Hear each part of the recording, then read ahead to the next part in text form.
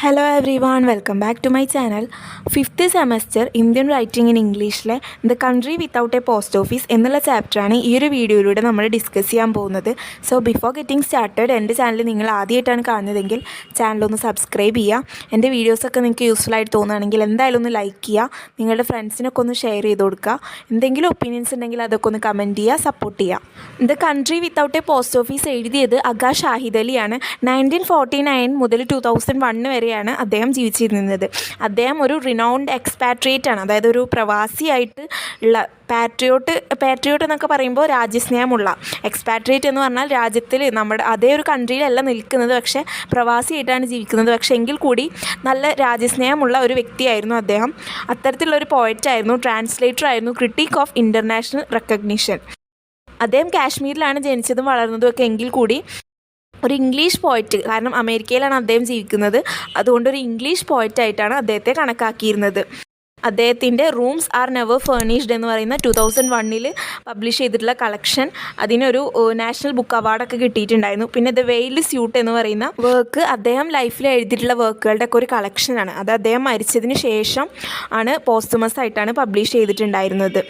അദ്ദേഹത്തിൻ്റെ ഈ ഒരു പല പോയത്തിലും അമേരിക്കയിലെ അദ്ദേഹത്തിൻ്റെ എക്സ്പീരിയൻസ്, പിന്നെ അദ്ദേഹത്തിൻ്റെ ചൈൽഡ്ഹുഡ് മെമ്മറീസ് ഇൻ കാശ്മീരൊക്കെയാണ് പോർട്രേ ചെയ്യുന്നത്. ഈ ഒരു country without a post office എന്നുള്ള poem originally Kashmir without a post office എന്ന് പറയുന്ന രീതിയിലായിരുന്നു പബ്ലിഷ് ചെയ്തിട്ടുണ്ടായിരുന്നത്. The country without a post office എന്ന് പറയുന്ന കളക്ഷനിലെ ടൈറ്റിൽ പോയമായിട്ട് Kashmir without a post office എന്ന് പറഞ്ഞിട്ടായിരുന്നു പബ്ലിഷ് ചെയ്തിട്ടുണ്ടായിരുന്നത്.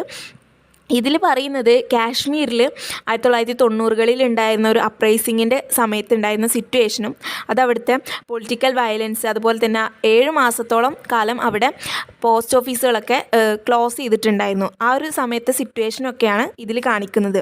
അപ്പോൾ അന്നത്തെ ഒരു കാലഘട്ടത്തിൽ എന്ന് പറയുന്നത്, അന്നെന്ന് പറഞ്ഞാൽ ആകെയുള്ളൊരു വേ ഓഫ് കമ്മ്യൂണിക്കേഷൻ എന്ന് പറഞ്ഞാൽ പോസ്റ്റൽ വഴിയായിരുന്നു. ഇന്നൊക്കെ നോക്കുമ്പോൾ നമുക്ക് ഡിഫറെൻറ്റ് മീഡിയാസ് ഉണ്ട് കമ്മ്യൂണിക്കേഷനായിട്ട്, ഫോണ്, വാട്സപ്പ്, അങ്ങനെ പല മെത്തേഡുകളുണ്ട്. അപ്പോൾ അന്നത്തെ രീതിയിൽ അത് മാത്രമായിരുന്നു. അപ്പോൾ അത് ക്ലോസ് ചെയ്യുക എന്ന് പറഞ്ഞിട്ടുണ്ടെങ്കിൽ ആ ഒരു മീൻസ് ഓഫ് കമ്മ്യൂണിക്കേഷൻ തന്നെ കംപ്ലീറ്റ് ആയിട്ട് ഇല്ലാണ്ടായി എന്നുള്ളതാണ് കാണിക്കുന്നത്. അപ്പോൾ ആ ഒരു സിറ്റുവേഷനാണ് ഈ ഒരു പോയത്തിലൂടെ അദ്ദേഹം കാണിക്കുന്നത്. 4 സെക്ഷൻസിലായിട്ടാണ് ഈ ഒരു പോയം എഴുതിയിട്ടുള്ളത്. അതിൽ ഈച്ച് സെക്ഷനിലും 3 8-ലൈൻ സ്റ്റാൻസാസ്, അതായത് ഒക്ടേവുകളുണ്ട്, അങ്ങനെയാണ് എഴുതിയിട്ടുള്ളത്. അതുപോലെ തന്നെ ഇതിൻ്റെ റൈമിംഗ് സ്കീം എന്ന് പറയുന്നത് ABCD DCBA എന്നാണ്. ഈ ഒരു റൈമിംഗ് സ്കീം എന്ന് പറയുന്നത് ABCD എന്ന ആദ്യം വന്നിട്ട് അതിൻ്റെ തന്നെ ഒരു ഓപ്പോസിറ്റ് ഓർഡറിലാണ് DCBA, അതാണ് ബാക്കി വരുന്ന കണ്ടിന്യൂസ് ആയിട്ടുള്ള ഭാഗം റൈമിംഗ് സ്കീമിൻ്റെ. അത് കാണിക്കുന്നത് ഈ ഒരു പോയത്തിൽ നമ്മൾ നോക്കുകയാണെങ്കിൽ മിനാരറ്റ് ഇങ്ങനെ കയറി ഇറങ്ങുന്ന സ്പീക്കറിനെ നമുക്ക് കാണാനായി സാധിക്കും. ആ മിനാരറ്റ് കയറി ഇറങ്ങുന്നത് in and out of darkness ആണ് കാണിക്കുന്നത്. അപ്പോൾ ഈ ഒരു കയറി ഇറക്കത്തിനെ തന്നെ റെപ്രസെൻറ്റ് ചെയ്യുന്ന രീതിയിലാണ് ഈ ഒരു ABCD DCBA എന്നുള്ള റൈമിംഗ് സ്കീമും കാണിക്കുന്നത്. അതുപോലെ തന്നെ ഓരോ ലൈനുകളിലും 10 സിലബിൾസ് യൂസ് ചെയ്തിട്ടാണ് എഴുതിയിട്ടുള്ളത്. അപ്പോൾ ആ ഒരു 10 സിലബിൾസ് എന്ന് പറഞ്ഞിട്ടുണ്ടെങ്കിൽ പോയറ്റിൻ്റെ മേലൊരു റെസ്ട്രിക്ഷൻ കൊണ്ടുവരുന്നുണ്ട്. ആ ഒരു റെസ്ട്രിക്ഷൻ എന്ന് പറഞ്ഞിട്ടുണ്ടെങ്കിൽ പോയറ്റിൻ്റെ ഈ ഇമോഷണൽ സ്റ്റേറ്റിനെയാണ് സൂചിപ്പിക്കുന്നത്. അദ്ദേഹത്തിൻ്റെ കൺട്രിയിൽ അല്ലെങ്കിൽ അദ്ദേഹത്തിൻ്റെ ഹോംലാൻഡിൽ നടക്കുന്ന ആ ഒരു സിറ്റുവേഷൻ മനസ്സിലാക്കാൻ പറ്റാതെ സഫോക്കേറ്റ് ആവുന്ന പോയറ്റിൻ്റെ സിറ്റുവേഷനെയാണ് ഇവിടെ ഒരു 10 സിലബിൾസ് യൂസ് ചെയ്യുമ്പോൾ വരുന്ന റെസ്ട്രിക്ഷനും കാണിക്കുന്നത്. അതുപോലെ തന്നെ ഈ ഒരു പോയം ബിഗിൻ ചെയ്യുന്നത് ഒരു എപ്പിഗ്രാഫോട് കൂടിയിട്ടാണ്. I wake and feel the fell of dark not today എന്ന് പറയുന്ന ജെറാർഡ് മാൻലി ഹോപ്കിൻസിൻ്റെ ടെറിബിൾ സോണറ്റ്സിൻ്റെ സ്റ്റാർട്ടിങ്ങിൽ വരുന്ന ഈ ഒരു എപ്പിഗ്രാഫ്, അതിനോട് സിമിലർ ആയിട്ടുള്ള again I have return to this country എന്ന് പറയുന്ന ഒരു എപ്പിഗ്രാഫോട് കൂടിയിട്ടാണ് ഈ ഒരു പോയം സ്റ്റാർട്ട് ചെയ്യുന്നത്.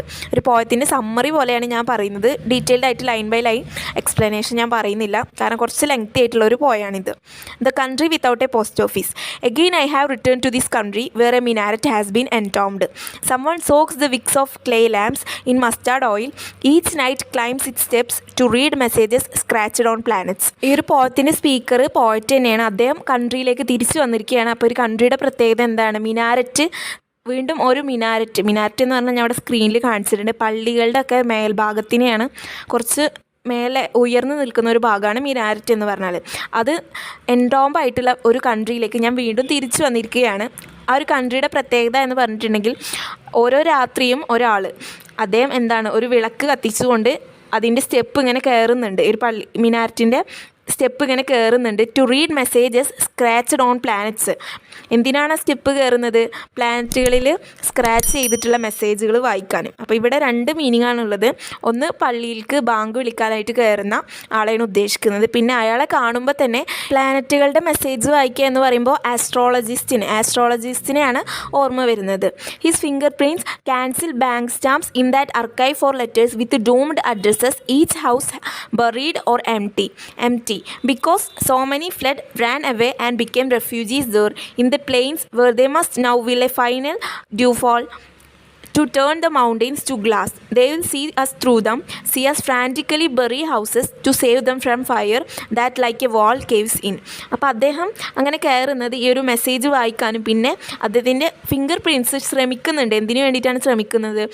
ബാങ്ക് സ്റ്റാമ്പുകൾ, ലെറ്റേഴ്സിലുള്ള ബാങ്ക് സ്റ്റാമ്പുകൾ ക്യാൻസൽ ചെയ്യാൻ വേണ്ടിയിട്ട്. ലെറ്ററിലെ സ്റ്റാമ്പ് ക്യാൻസൽ ചെയ്യുക എന്ന് പറഞ്ഞാൽ ലെറ്റർ അയക്കുന്ന ആ ഒരു നിമിഷമാണ് അത് ക്യാൻസൽ ചെയ്യുക. അപ്പോൾ അങ്ങനെ അയക്കാൻ പറ്റാത്ത ഒരുപാട് ലെറ്റേഴ്സ് കുമിഞ്ഞു കൂടി കിടക്കുന്നുണ്ട്. അത് ക്യാൻസൽ ചെയ്യാൻ വേണ്ടിയിട്ട് അദ്ദേഹത്തിൻ്റെ വിരലുകൾ ആഗ്രഹിക്കുന്നുണ്ട്. ക്യാൻസൽ ചെയ്യുമ്പോൾ ആ ഒരു ലെറ്റേഴ്സ് കൊടുത്തു വിടാൻ അല്ലെങ്കിൽ എങ്ങനെയെങ്കിലും ആളുകളിൽ എത്തിക്കാനായിട്ട് ആഗ്രഹിക്കുന്നുണ്ട്. ആ ഒരു ലെറ്റേഴ്സിൻ്റെ പ്രത്യേകത എന്താണ്? ഡൂംഡ് അഡ്രസ്സാണ്. ഡൂംഡ് എന്ന് പറഞ്ഞിട്ടുണ്ടെങ്കിൽ നശിച്ച അല്ലെങ്കിൽ ദുർവിധിയുള്ള അഡ്രസ്സുകളാണ് ആ ഒരു ലെറ്ററിലുള്ളത്. അതായത് അവിടുത്തെ ആളുകളുടെ എവിടെ ഈ ഒരു ലെറ്റേഴ്സ് എത്തേണ്ട സ്ഥലം, അതിൻ്റെ ഉള്ളിൽ ആ ഒരു സ്ഥലത്ത് അഡ്രസ്സുകളിലുള്ള വീടുകൾ അല്ലെങ്കിൽ അവിടെയുള്ള ആളുകൾക്ക് എന്താ സംഭവിച്ചത്, അവരുടെ ദുർവിധി എന്താണെന്ന് ആർക്കും അറിയില്ല. അത്തരത്തിലുള്ള അഡ്രസ്സുകളുള്ള ലെറ്റേഴ്സാണ് അവിടെ അങ്ങനെ കുമിഞ്ഞു കൂടി കിടക്കുന്നത്. അവിടുത്തെ കാശ്മീരിലെ സിറ്റുവേഷനിൽ പോസ്റ്റ് ഓഫീസുകളൊക്കെ അടച്ചു കൂട്ടിയപ്പോൾ അങ്ങോട്ട് ഉള്ളിലേക്ക് ലെറ്റേഴ്സ് വിടാനോ അല്ലെങ്കിൽ അവിടെ നിന്ന് പുറത്തേക്ക് ലെറ്റേഴ്സ് പറഞ്ഞയക്കാനോ ഒന്നും പറ്റിയിരുന്നില്ല. അപ്പോൾ പുറമേയുള്ള ആളുകൾ ഇവർക്ക് ലെറ്റർ അയച്ചിട്ട് അവിടുത്തെ വിവരം അറിയാനോ അല്ലെങ്കിൽ അകത്തുള്ള ആളുകൾക്ക് പുറമേയുള്ള ആളുകളോട് വിവരം അറിയിക്കാനോ ഒരു വഴിയും ഉണ്ടായിരുന്നില്ല. അപ്പോൾ ഈ ഒരു ലെറ്റേഴ്സ് കാണിക്കുന്നത് അവിടുത്തെ ആ ഒരു സിറ്റുവേഷൻ, അവിടുത്തെ ആളുകളുടെ ഒരു ദുർവിധിയാണ്. അതിൽ ഡൂംഡ് അഡ്രസ്സ് എന്ന് പറഞ്ഞാൽ ദുർവിധി എന്നാണ് ഡൂം എന്ന് പറഞ്ഞാൽ അർത്ഥം. അപ്പോൾ അതാണ് കാണിക്കുന്നത്. അപ്പോൾ അങ്ങനെ ഡൂംഡ് ആയിട്ടുള്ള അഡ്രസ്സ് ആവാനുള്ള കാരണം എന്താണ്? Each house buried or empty. ഓരോ വീടുകളും എന്താണ്? ബറി ചെയ്തിരിക്കുകയാണ് അല്ലെങ്കിൽ എംപ്റ്റി ആയിരിക്കുകയാണ്. എങ്ങനെയാണ് എംപ്റ്റി ആവുന്നത്? ഒരുപാട് ആളുകൾ അവിടെ നിന്ന് ഫ്ലഡ് ചെയ്തിട്ട് പോയിട്ടുണ്ട്, അതുപോലെ ഓടിപ്പോയിട്ടുണ്ട്. പിന്നെ അവിടെ ഇവിടെയൊക്കെ ആയിട്ട് റെഫ്യൂജീസ് ആയിട്ടുള്ള ജീവിക്കുന്ന ആളുകളും ഉണ്ട്. അവർക്ക് നമ്മളിൽ കൂടെ കാണാൻ പറ്റുന്നത് എന്താണ്? നമ്മളും see us frantically bury houses to save them from fire that like a wall caves us in. നമ്മുടെ വീടുകളൊക്കെ ബറി ചെയ്യുന്നത് കാണാൻ സാധിക്കും. അതായത് പുറമേ നിൽക്കുന്ന ഈ ഒരു പോയറ്റും ഇതേ കാശ്മീരിലുള്ള ആൾ തന്നെയാണ്.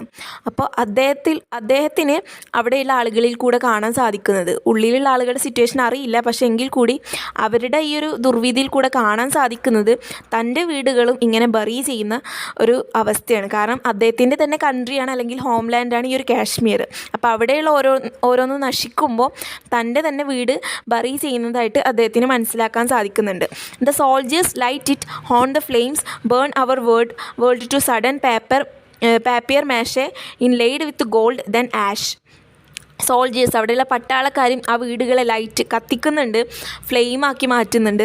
അങ്ങനെ വീടുകളൊക്കെ ഒരു സഡൻ പേപ്പർ മാഷ് എന്ന് പറഞ്ഞാൽ പേപ്പറും വാട്ടറൊക്കെ മിക്സ് ചെയ്തിട്ടുണ്ടെങ്കിൽ ഒരു തരം ഡോ പോലെ ആയിട്ട് മാറും. അത് യൂസ് ചെയ്തിട്ട് നമുക്ക് ഓരോന്നും ഉണ്ടാക്കിയിട്ട് വെക്കാം. ഒരു ന്യൂസ് പേപ്പറൊക്കെ നമ്മൾ വെള്ളത്തിൽ കുഴച്ചെടുത്തിട്ടുണ്ടെങ്കിൽ ഒരു ഡോ പോലെ ആയിട്ട് മാറും. ആ ഒരു ഡോ നമ്മൾ കുഴച്ചിട്ട് എന്തെങ്കിലും ഷേപ്പ് ഉണ്ടാക്കിയിട്ടുണ്ടെങ്കിൽ പിന്നീട് അത് ഉറച്ച് വരുമ്പോൾ ശരിക്കും നമ്മൾ സിമെൻ്റ് ആയിട്ട് ഉണ്ടാക്കിയ പോലെ നല്ല തിക്കായിട്ട് നിൽക്കും, നല്ല സ്റ്റഡി ആയിട്ട് നിൽക്കും. അപ്പോൾ അങ്ങനത്തെ ഒരു സംഭവത്തിനാണ് പേപ്പർ മാഷ് എന്ന് പറയുന്നത്. ക്രാഫ്റ്റിൻ്റെ ഒരു സംഭവമാണത്. അപ്പോൾ അതുപോലെ ആക്കിയിട്ട് വീടുകൾ മാറ്റിയിട്ടുണ്ടായിരുന്നു. അവിടെ നടക്കുന്ന അപ്രൈസിങ്ങിൻ്റെ സിറ്റുവേഷനാണ് കാണിക്കുന്നത്. അവിടെ നടക്കുന്ന യുദ്ധം അല്ലെങ്കിൽ സോൾജേഴ്സൊക്കെ വന്നിട്ട് അവിടുത്തെ വീടുകൾ നശിപ്പിക്കുന്നത്, അതാണ് ഇവിടെ കാണിക്കുന്നത്. അപ്പോൾ ആ ഒരു പേപ്പർ മാഷ് എന്ന് പറഞ്ഞാൽ ഇൻലെയ്ഡ് വിത്ത് ഗോൾഡാണ്. ഗോൾഡ് എന്ന് പറയാനുള്ള കാരണം അവിടെ തീ കത്തുന്ന ഇതാണ് കാണിക്കുന്നത്. ഗോൾഡ് എന്നുള്ളതുകൊണ്ട് തീ കത്തുന്നതിനെയാണ് ഉദ്ദേശിക്കുന്നത്. പിന്നെ അത് കത്തിയിട്ട് ദെൻ ആഷ് കളറായിട്ട് മാറി, അതായത് ആഷ് ആയിട്ട് മാറി.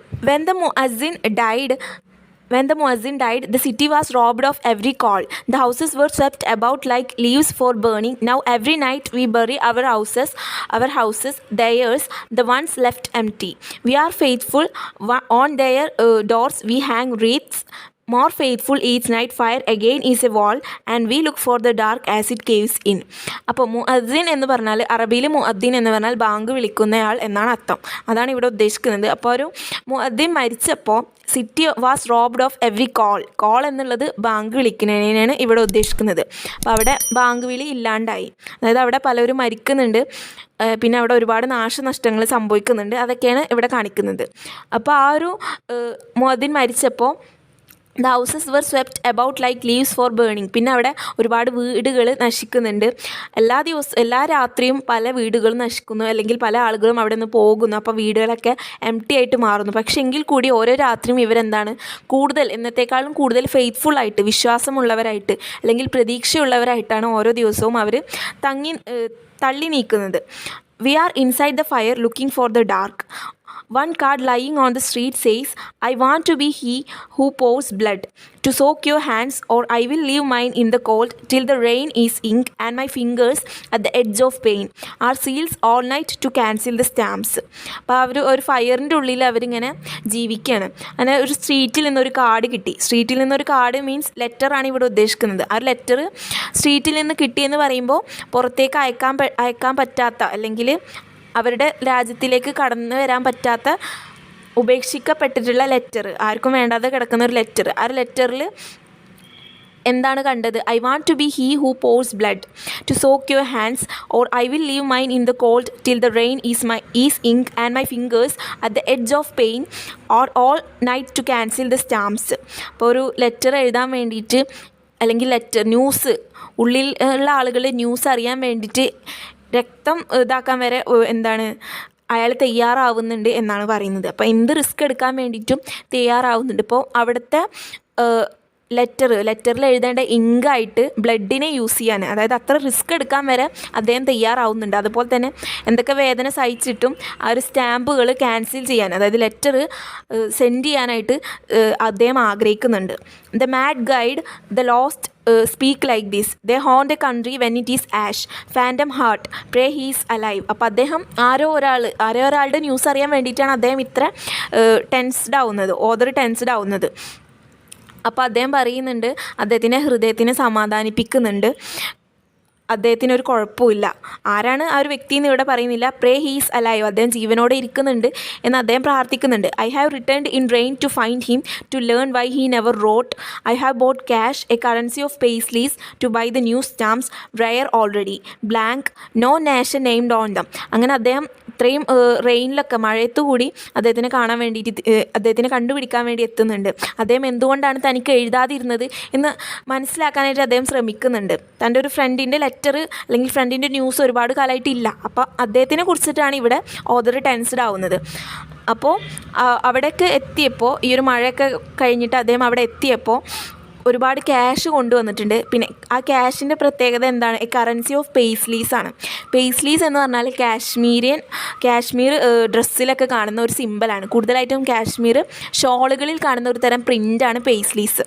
അവരുടെ കൾച്ചറിനെയാണ് അത് സൂചിപ്പിക്കുന്നത്. അതിൻ്റെ ചിത്രം ഞാൻ അവിടെ കൊടുത്തിട്ടുണ്ട്, നിങ്ങളൊന്ന് നോക്കി വെക്കുക.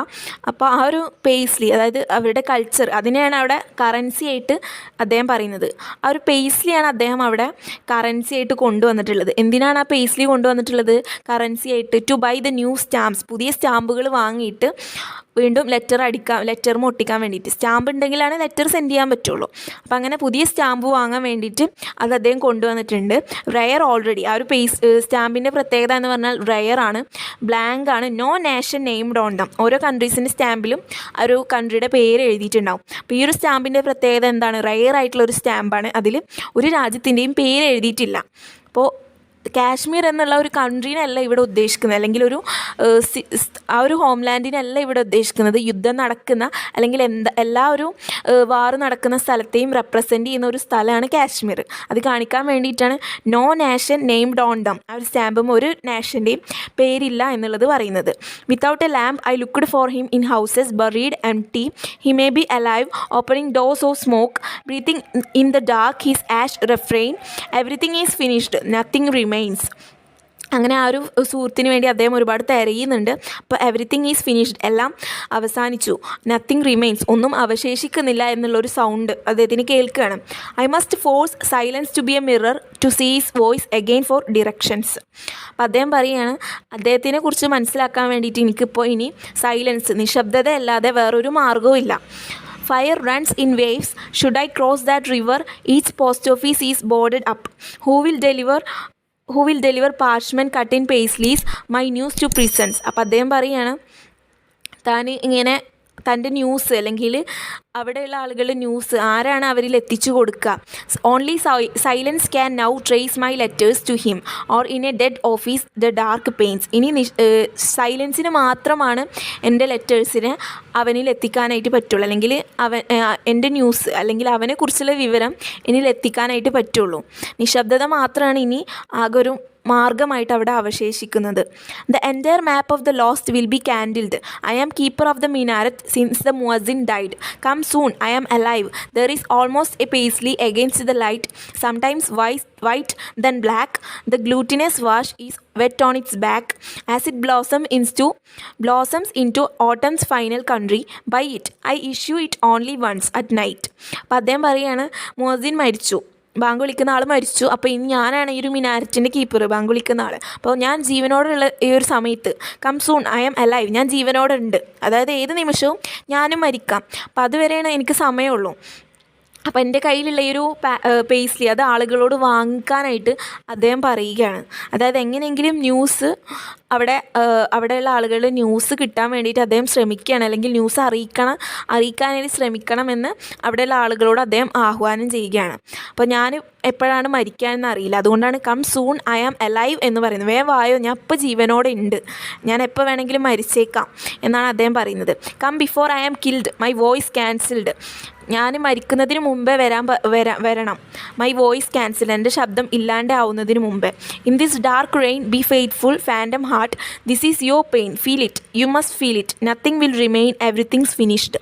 I see his voice again, this is a shrine of words, you will find your letters to me and mine to you, come soon and tear open these vanished envelopes.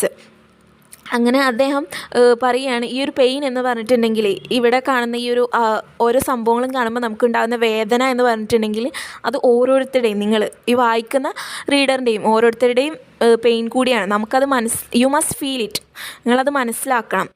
And nothing will remain, everything's finished, ഒന്നും അവശേഷിക്കുന്നില്ല, അതുപോലെ തന്നെ എല്ലാം ഫിനിഷായിട്ടുണ്ട്. അപ്പോൾ അദ്ദേഹത്തിൻ്റെ voice പിന്നീട് വീണ്ടും കേൾക്കുന്നതായിട്ട് ഓതറിന് തോന്നുകയാണ്. അദ്ദേഹം എന്താണ് പറയുന്നത്? This is a shrine of words. ഇത് വാക്കുകളുടെ ഒരു ഷ്രൈൻ എന്ന് പറയുമ്പോൾ ഒരു ദേവാലയമാണ്. You will find your letters to me and mine to you. അവിടെ നിങ്ങൾക്ക് എന്താണ്, നീ എനിക്ക് വേണ്ടി എഴുതിയിട്ടുള്ള ലെറ്റേഴ്സും ഞാൻ നിനക്ക് വേണ്ടിയിട്ടുള്ള ലെറ്റേഴ്സും കാണാനായിട്ട് സാധിക്കും. അവിടെ കയറിയിട്ടുള്ള കുമിഞ്ഞുകൂടി കിടക്കുന്ന ആ ഒരു ലെറ്റേഴ്സ് പലരും തൻ്റെ ബന്ധുക്കൾക്കോ ഓരോരുത്തർക്ക് വേണ്ടിയിട്ട് എഴുതിയിട്ടുള്ള ലെറ്റേഴ്സ് അതിൽ കാണാൻ സാധിക്കും. അപ്പോൾ ഓതറിനോട് പറയുകയാണ്, നീ വേഗം വന്നിട്ട് അത് ഈ വാനിഷായിട്ട് പോകുന്ന എൻവലപ്പുകൾ, ആ ലെറ്റേഴ്സ് ഓപ്പൺ ചെയ്ത് നോക്കാൻ പറയുകയാണ്. And reach the minaret, I am inside the fire, I have found the dark, this is your pain, you must feel it hurt, be faithful to his mad refrain, for he soaked the wicks of clay lamps in them each night as he climbed these steps to read messages scratched on planets. അപ്പോൾ ഈ ഒരു ലെറ്റേഴ്സിൽ കാണുന്ന ആ ഒരു pain എന്ന് പറഞ്ഞാൽ എന്താണ്? നിങ്ങളുടെ പെയിനാണ്. ആ ഒരു മിനാരത്തിലെത്തി, അതിൻ്റെ ഉള്ളിലുള്ള ഫയറിലെത്തി, അങ്ങനെ അവിടെ കാണുന്ന ഡാർക്ക്നെസ്, ആ ലെറ്റേഴ്സ് കുമിഞ്ഞു കൂടി കിടക്കുന്നത് കാണുന്നുണ്ട്. അതിലുള്ള പെയിൻ എന്ന് പറഞ്ഞിട്ടുണ്ടെങ്കിൽ എന്താണ്? നിങ്ങളുടെ പെയിനാണ്. പിന്നെ വീണ്ടും തുടക്കത്തിൽ ആ ഒരു മിനാരറ്റ് കയറിയിട്ട് പ്ലാനറ്റിനെ റീഡ് ചെയ്യാൻ വേണ്ടി ശ്രമിക്കുന്ന ആ ഒരു ലൈൻ തന്നെ റിപ്പീറ്റ് ചെയ്ത് വന്നിക്കുകയാണ്. His hands were seals to cancel the lamps. അയാളുടെ കൈ എന്തിനു വേണ്ടിയിട്ടാണ് ശ്രമിച്ചത്? ആ ഒരു ക്യാൻസൽ ദ സ്റ്റാമ്പുകൾ ക്യാൻസൽ ചെയ്യാൻ, ആ ഒരു ലെറ്റേഴ്സ് സെൻഡ് ചെയ്യാനാണ് ശ്രമിക്കുന്നത്. This is an archive, I have found the remains of his voice, the map of longings with no limit. അപ്പോൾ ഈ ഒരു അർക്കൈവ് എന്ന് പറയുമ്പോൾ ലെറ്റേഴ്സ് കുമിഞ്ഞു കിടക്കുന്ന ആ ഒരു സ്ഥലം, അവിടെ എന്താണ്, ഒരുപാട് ലോങ്ങിങ്സ് കാണാനായിട്ട് സാധിച്ചു. ഒരുപാട് ആളുകളുടെ ലോങ്ങിങ്സ്, കാത്തിരിപ്പുകൾ കാണാൻ സാധിച്ചു. ആ ലെറ്റേഴ്സിലൊക്കെ കാണാൻ സാധിച്ചു. വിത്ത് നോ ലിമിറ്റ്, ഒരു ലിമിറ്റുമില്ലാത്ത longings. I read them, letters of lovers, the mad ones and mine to him from whom no answers came. അപ്പോൾ ആ ഒരു ലെറ്റേഴ്സ് ഓതർ വായിച്ച് നോക്കിയപ്പോൾ അതിലെന്താണ് കണ്ടത്? പല ലവേഴ്സിൻ്റെയും ലെറ്റേഴ്സ് ഉണ്ട്, പിന്നെ പല മാഡ് വൺസിൻ്റെ ലെറ്റേഴ്സ് ഉണ്ട്. പിന്നെ ഓതർ തന്നെ അദ്ദേഹം അദ്ദേഹത്തിന് എഴുതിയിട്ടുള്ള, തൻ്റെ സുഹൃത്തിന് വേണ്ടി എഴുതിയിട്ടുള്ള ലെറ്റേഴ്സ് ഉണ്ട്. From home no answers came. പക്ഷേ ഇവരൊക്കെ ഈ ഒരു ലെറ്റേഴ്സിൻ്റെ ഒക്കെ പ്രത്യേകത എന്താണ്? അവർക്കൊന്നും, ആ ഒരു ലെറ്റേഴ്സിനൊന്നും എന്താണ് മറുപടിയില്ല. I light lamps send my answers calls to prayer to deaf worlds across continents. അങ്ങനെ അദ്ദേഹം തിരി കത്തിച്ചിട്ട് വീണ്ടും ആൻസേഴ്സ് എഴുതുകയാണ്, തൻ്റെ മറുപടികൾ എഴുതുകയാണ്. Calls to prayer to deaf worlds across continents. Prayer, അദ്ദേഹത്തിൻ്റെ പ്രയർ എന്ന് പറഞ്ഞിട്ടുണ്ടെങ്കിൽ എവിടേക്കുള്ള പ്രയറാണ്? അദ്ദേഹത്തിൻ്റെ കോൾ എന്ന് പറഞ്ഞാൽ, അല്ലെങ്കിൽ അദ്ദേഹത്തിൻ്റെ പ്രയർ എന്ന് പറഞ്ഞാൽ എന്തിനുള്ള പ്രയറാണ്? To deaf worlds across the continents. ഇവരുടെ ഒരു കാശ്മീർ നടക്കുന്ന സിറ്റുവേഷനോട് അത് കാണാത്ത, അല്ലെങ്കിൽ അത് കേൾക്കാത്ത, ചെവി കൊള്ളാത്ത ലോകത്തിന് നേരെയുള്ള അവർക്ക് ഉള്ള വിളിയാണ്, അല്ലെങ്കിൽ അവർക്ക് നേരെയുള്ള ഒരു പ്രാർത്ഥനയാണ്. To the deaf world across the continents. ഇവർക്ക് നേരെ ചെവി, അവിടെ നടക്കുന്ന അനീതികളൊന്നും കേൾക്കുന്നില്ല എന്ന മട്ടിൽ അഭിനയിക്കുന്ന ഡെഫായിട്ടുള്ള വേൾഡിന് നേരെയുള്ള പ്രേയറാണ്. And my lament to cries countless cries like dead letters send to this world whose end was near. അതുപോലെ തന്നെ ഈ ഒരു നശിച്ചുകൊണ്ടിരിക്കുന്ന ലോകത്തിലേക്ക് പല ആളുകളും അയച്ചിട്ടുള്ള ആ ഒരു ഡെഡ് ലെറ്റേഴ്സ് ആ ഒരു ലെറ്റേഴ്സിനോടുള്ള അദ്ദേഹത്തിൻ്റെ നിലവിളി. പല ആളുകളും ഇവരുടെ ഈ ഒരു കൺട്രിയുടെ ഉള്ളിൽ ഇങ്ങനെ 7 മാസമൊക്കെ പോസ്റ്റ് ഓഫീസ് ഇല്ലാണ്ട് കിടക്കുമ്പോൾ അവിടേക്ക് പലരും, അവിടെയുള്ള ആളുകളുടെ വിവരം അറിയാൻ വേണ്ടി ലെറ്റർ അയച്ചവരുണ്ടായിരിക്കും. അപ്പോൾ ആ ഒരു ലെറ്റേഴ്സിന് നേരെയുള്ള നിലവിളി, അദ്ദേഹത്തിൻ്റെ നിലവിളിയാണ് അദ്ദേഹം പറയുന്നത്. And my lament is cries countless cries like dead letters send to this world whose end was near, always near. My words go out in huge packages of rain, go there to addresses across the oceans. അപ്പോൾ അദ്ദേഹം പറയുന്നത് തൻ്റെ ഈ ഒരു വാക്കുകളൊക്കെ, ഇത്തരത്തിലുള്ള തൻ്റെ ഈ വാക്കുകളൊക്കെ എന്താണ്, മഴയായിട്ട് ഹ്യൂജ് പാക്കേജസ് ഓഫ് റെയിൻ ആയിട്ട് പുറത്തേക്ക് പോകുന്നുണ്ട്. അങ്ങനെ അവരുടെ അഡ്രസ്സിലേക്കൊക്കെ പോകുന്നുണ്ട്. അക്രോസ് ദ ഓഷ്യൻസ്, സമുദ്രങ്ങൾ വരെ കടന്നു പോകുന്നുണ്ട്. It is raining as I write this, I have no prayer, it's just a shout held in, it's us. അദ്ദേഹം പറയുകയാണ്, ഞാനിത് എഴുതുമ്പോൾ, ഒരു പോയം എഴുതുമ്പോൾ എന്താണ്, മഴ പെയ്യുന്നുണ്ട്. അപ്പോൾ എനിക്ക് പ്രത്യേകിച്ച് ഇപ്പോൾ പ്രാർത്ഥന ഒന്നുമില്ല, എനിക്ക് ഒരു ഷൗട്ടിങ് മാത്രമാണ് പറയാനുള്ളത്. ആ ഒരു ഷൗട്ടിങ്ങിൽ അദ്ദേഹം എന്താണ് പറയുന്നത്? ഇത്രയും കാലം തൻ്റെ ഉള്ളിൽ അടക്കി പിടിച്ചിരുന്ന ആ ഷൗട്ട് എന്താണ്? ഇറ്റ്സ് അസ്, അത് ഞങ്ങളാണ്. അതായത് ഈ ഒരു കൺട്രിയിലുള്ള എല്ലാവരും നമ്മളിൽ ഓരോരുത്തരുമാണ്. ഇറ്റ്സ് അസ്, നമ്മുടെ വിഷമാണ് അവർ കൂടി അനുഭവിക്കുന്നത്. നമ്മുടേതാണ് എന്ന് മനസ്സിലാക്കണം. അല്ലെങ്കിൽ ഈ ഒരു കൺട്രി നമ്മളുടേതാണ്, അല്ലെങ്കിൽ ഈ ഒരു ഹോം ലാൻഡ് നമ്മളുടേത് കൂടിയാണ് എന്നുള്ള ആ ഒരു നിലവിളിയാണ് അദ്ദേഹം ഇവിടെ ഉദ്ദേശിക്കുന്നത്. ആ ഒരു ഷൗട്ടിംഗ് ആണ് അദ്ദേഹം ഉദ്ദേശിക്കുന്നത്. Whose letters are cries that break like bodies in prisons. Now each night in the minaret I guide myself up the steps. Mad silhouette I throw paisleys to the clouds. The lost are like this. They bright the air for dawn. This their dark purpose. But there is no sun here. അപ്പം അദ്ദേഹം പറയണം, അപ്പോൾ ഈ ഒരു അവരുടെ പ്രത്യേകത എന്താണ്? അവരുടെ ഓരോ ലെറ്റേഴ്സും എന്ന് പറഞ്ഞാൽ എന്താണ്? ഓരോ ക്രൈസാണ്, ഓരോ നിലവിളികളാണ്. അപ്പോൾ ഇനി ഓരോ രാത്രിയും അദ്ദേഹം എന്താണ് ചെയ്യുന്നത്? ആ ഒരു സ്റ്റെപ്പ് കയറി, മിനാരറ്റിൻ്റെ സ്റ്റെപ്പ് കയറിയിട്ട് തൻ്റെ കയ്യിലുണ്ടായിരുന്ന പേസ്ലീസൊക്കെ അദ്ദേഹം മേഘങ്ങൾക്ക് മുന്നിൽ വലിച്ചെറിയുകയാണ്. അപ്പോൾ എന്തിനാണ് അദ്ദേഹം ചെയ്യുന്നത്? ആ ഒരു എയറിനെ, ക്ലൗഡ് എന്ന് പറയുമ്പോൾ മേഘം, ആ ഒരു ക്ലൗഡിനെ ബ്രൈബ് ചെയ്യാൻ വേണ്ടിയിട്ട്, എയറിനെ ബ്രൈബ് ചെയ്യുക. എന്തിനാണ് ബ്രൈബ് ചെയ്യുന്നത്? ഡോൺ വരാൻ വേണ്ടിയിട്ട് അദ്ദേഹം ബ്രൈബ് ചെയ്യുന്നുണ്ട്. പക്ഷേ എന്താണ്, ആ ഒരു ഡോൺ വരാൻ വേണ്ടിയിട്ടാണ് അദ്ദേഹം ആ ഒരു പേസ്ലീസ് അങ്ങനെ വലിച്ചെറിയുന്നത്. അതാണ് അവരുടെ ആ ഒരു പർപ്പസ് എന്ന് പറഞ്ഞിട്ടുണ്ടെങ്കിൽ. പക്ഷേ എന്താണ്? But there is no sun here. ഇവിടെ എന്താണ്? സൂര്യനില്ല. There is no sun here. അതായത് ഈ ഒരു സിറ്റുവേഷൻ ഇതിൽ നിന്ന് നമുക്ക് ഒരിക്കലും രക്ഷ നേടില്ല, നല്ലൊരു പ്രഭാതം ഇനി ഇവിടെ ഉണ്ടാവില്ല എന്നുള്ളതൊക്കെയാണ് അവിടെ ഉദ്ദേശിക്കുന്നത്. Then be pitiless you whom I could not save, send your cries to me. If only in this way I have found a prisoner's letters to a lover. One begins, these words may never reach you. Another ends, the skin dissolves in dew without your touch. And I want to answer, I want to live forever. What else can I say? It rains as I write this, mad heart, be brave. അപ്പം അദ്ദേഹം പറയുകയാണ്, എനിക്ക് രക്ഷിക്കാൻ പറ്റാതിരുന്ന ആ ഒരു നിന്നെക്കുറിച്ച് എന്താണ്? Be pitiless, send your cries to me. എങ്ങനെയെങ്കിലും നിൻ്റെ ന്യൂസ് എന്നിൽ എത്തിക്കണം. If only in this way, എങ്ങനെയെങ്കിലും എത്തിക്കണം. അങ്ങനെ അദ്ദേഹം പിന്നീട് ഒരു പ്രിസണറുടെ ലെറ്റർ ടു എ ലവർ, ഒരു ലവറിന് എഴുതിയിട്ട് ഒരു ലെറ്റർ അദ്ദേഹം കണ്ടു. ആ ഒരു ലെറ്റർ എങ്ങനെയായിരുന്നു തുടങ്ങിയിരുന്നത്? These words may never reach U.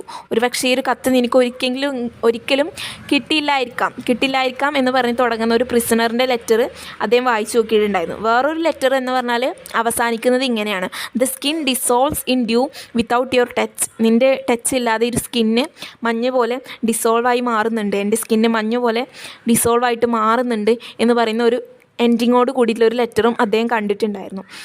And I want to answer. ഈ ഒരു ലെറ്റേഴ്സിനൊക്കെ അദ്ദേഹം മറുപടി കൊടുക്കാനായിട്ട് ആഗ്രഹിക്കുന്നുണ്ട്. I want to live forever, what else can I say. എനിക്ക് ഫോർ എവറായിട്ട് ജീവിക്കാൻ ആഗ്രഹിക്കുന്നുണ്ട്. അതായത് എങ്ങനെയെങ്കിലും ഈ ഒരു സിറ്റുവേഷനിൽ നിന്ന് രക്ഷപ്പെട്ടിട്ട് ജീവിക്കാനായിട്ട് അദ്ദേഹം ആഗ്രഹിക്കുന്നുണ്ട്. What else can I say, it rains as I write this, mad heart be brave. എനിക്ക് വേറെ എന്താണ് പറയാൻ സാധിക്കുക? ഞാൻ ഈ ലെറ്റർ അല്ലെങ്കിൽ ഈ ഒരു പോയം എഴുതുന്ന സമയത്ത് എന്താണ്, മഴ പെയ്യുന്നുണ്ട്.